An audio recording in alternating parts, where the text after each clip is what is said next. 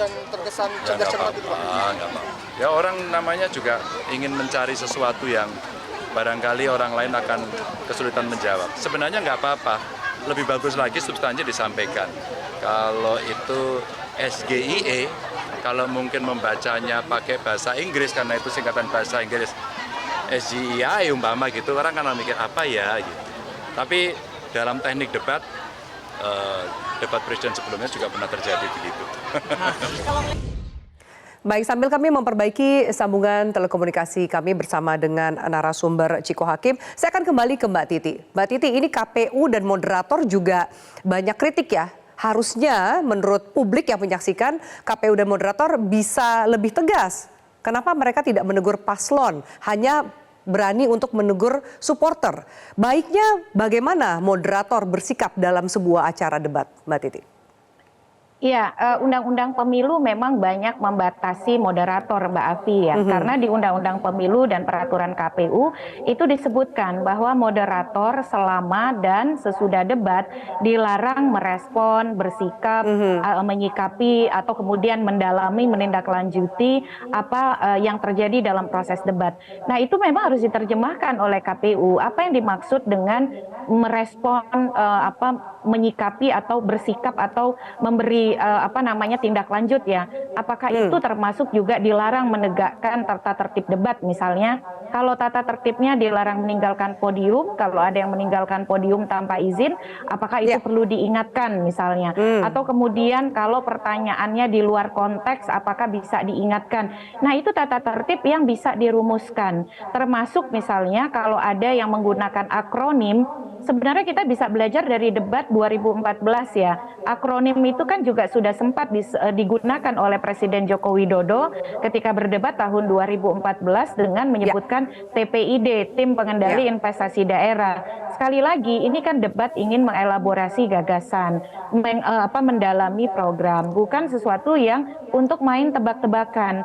Jadi kalau ada calon yang tidak paham, mestinya ketika dia mengkonfirmasi apa kepanjangan suatu singkatan, itu tidak mengurangi waktu dari si calon dalam menjawab.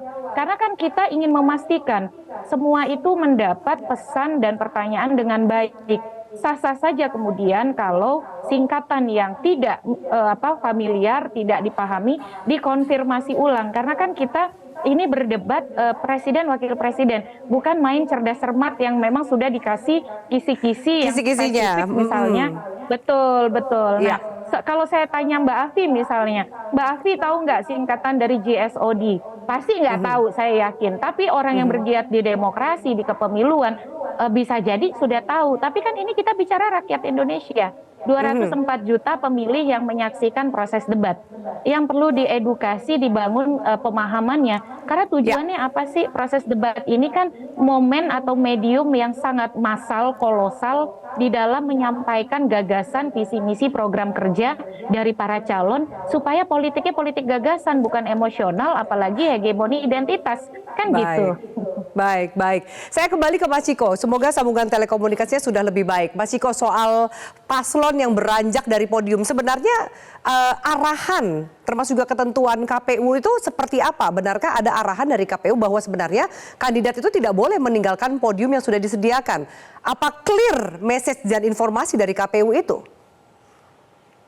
Saya rasa setahu kami itu memang sudah clear dan that's why itu ada podium di sana. Itu pastinya sudah ada maksudnya dan untuk menghindari apa yang terjadi di debat sebelumnya. Nah, tapi yang saya ingin sampaikan, saya setuju dengan penyampaian Mbak Titi tadi di awal, bahwa dari awal saya juga sering mengatakan di beberapa stasiun televisi bahwa debat ini bukanlah hanya ajang jago-jagoan kandidat, tapi nomor satu, debat ini adalah ajang pemenuhan hak publik untuk mengetahui siapa kandidat yang mereka akan pilih dan kemampuan wawasan, kestabilan emosi maupun sikap-sikap lainnya, selain juga substansinya tentu.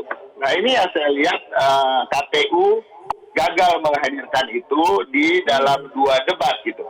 Kami menyampaikan ini bukan karena kami merasa bahwa Pak Mahfud ataupun apalagi Pak Ganjar itu keteteran atau kurang performanya dalam 2 debat ini. Kami meyakini justru kedua paslon pasangan capres maupun cawapres Pak Ganjar maupun Pak Mahfud ini tampil Iya. sangat prima dan menyampaikan substansinya jelas. Tetapi justru kami ingin lebih jelas lagi gitu. Ada semacam kayak rasa gregetan gitu.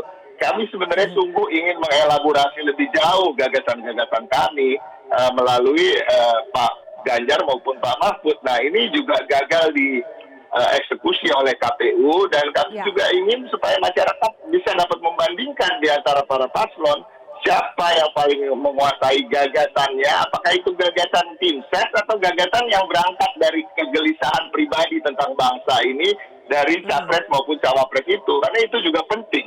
Nah, itu dapat dilihat dari nanti kalau umpamanya para panelis diberi kesempatan untuk bertanya, untuk menguji gagasan Menggali itu lagi ya. sampai ke Oke. ujung. Ya, ya, Mas Ciko, saya minta mumpung sambungan telekomunikasinya baik, apa tanggapan Anda? Karena juga tadi Anda sempat menyebutkan bagaimana Gibran mencoba untuk seakan-akan menjadi pimpinan sorak-sorai dari supporter sebagai bentuk semangat. Tim Prabowo Gibran, Habibur Rahman mengatakan akan melaporkan KPU ke DKPP jika berani menegur Gibran untuk memimpin aksi bakar semangat supporter tersebut. Nah, alasannya adalah itu kan gimmick sehingga sebuah hal yang wajar. Apa tanggapan Anda? Enggak, itu enggak wajar dalam satu debat capres dan cawapres.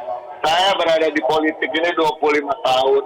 Saya pernah hidup juga di negara lain selain Indonesia, dan dari dulu minat saya di politik membuat saya melihat berbagai perdebatan capres maupun cawapres di negara-negara lain. Tidak ada satupun di mana seorang capres, seorang kandidat politik yang dengan posisi yang begitu tinggi melakukan hal-hal yang begitu remeh-temeh dan tidak pada tempatnya. Kami melihat justru memang sorak-sorai dan fans atau pendukung yang didatangkan itu adalah keinginan dari pihak Prabowo Gibran, karena satu, itu akan memakan waktu sehingga mempersingkat waktu perdebatan yang sesungguhnya. Yang kedua, itu juga dapat memberikan kepercayaan diri, di mana saya rasa ada kekurangnya percayaan diri dari Pak Prabowo dan Gibran. Kita tahu Pak Prabowo pernah beberapa kali melakukan debat dan selalu tentunya berada di pihak yang salah ketika berdebat melawan Presiden Jokowi di beberapa pemilu sebelumnya. Begitu juga Gibran, dianggap memang baru pertama kali debat dalam level yang begitu tinggi. Dia pernah debat di level wali kota, tapi tidak dapat debat di level nasional, apalagi di level capres-cawapres. Nah, justru itu yang harus dihindari. Baik, saya minta tanggapan Mbak Titi soal tim Prabowo Gibran melaporkan KPU ke DKPP jika berani menegur Gibran soal memimpin aksi supporternya, termasuk juga dengan alasan itu kan adalah gimmick sehingga sebenarnya wajar dilakukan. Singkat saja Mbak Titi, silakan. Iya, kewenangan mengatur debat itu ada pada KPU. Kalau tata tertibnya memang dilanggar, di Undang-Undang Pemilu itu disebutkan ada pelanggaran administratif pemilu, yaitu terhadap pelanggaran terhadap tata cara, prosedur, mekanisme dalam pengadministrasian tahapan pemilu. Jadi kalau dalam pengadministrasian debat ada pelanggaran terhadap tata tertib debat, ya sah-sah saja KPU menegakkan itu, dan justru aneh kalau KPU tidak menegakkan aturan yang mereka buat. Jadi marilah kita kemudian ikuti proses ini dengan konsisten. Kalaupun ada gimmick ya jangan melanggar aturan, kan begitu ya. Jadilah teladan yang baik. Lagi pula bagi saya sih membiarkan supporter debat ratusan hadir dalam pelaksanaan debat itu aneh. Kenapa sih tidak fokus saja kepada calon, paslonnya, kepada panelis? Ya betul, paslon yang hadir, panelis, moderator, dan tim inti saja yang berkontribusi. Ini tuh kita tuh kayak apa ya, kayak konser jadinya begitu. Jadi makanya kalau dalam konser itu sah-sah saja ada tepuk tangan. Tapi kan ini bukan konser, ini adu gagasan. Jadi biarkan yang konser itu para pemilih yang ada di rumah. Jadi nanti konsernya dengan tepuk tangan pemilih yang ada di rumah, mengecek data fakta yang disampaikan melalui gadget masing-masing, percaya dirilah begitu ya. Justru dengan konsentrasi dan lain sebagainya mereka bisa lebih fokus. Ini memang kita nih agak aneh nih Mbak soal debat ini. Baik, semoga masukan ini dari semua pihak ya bisa membuat nanti debat capres-cawapres ketiga berjalan dengan lebih baik sesuai dengan ekspektasi publik sebagai pemilih. Terima kasih banyak Mas Ciko dan juga Mbak Titi untuk diskusi kita pada malam hari ini. Salam sehat selalu. Jelajahi cara baru mendapatkan informasi. Download Metro TV Extend sekarang.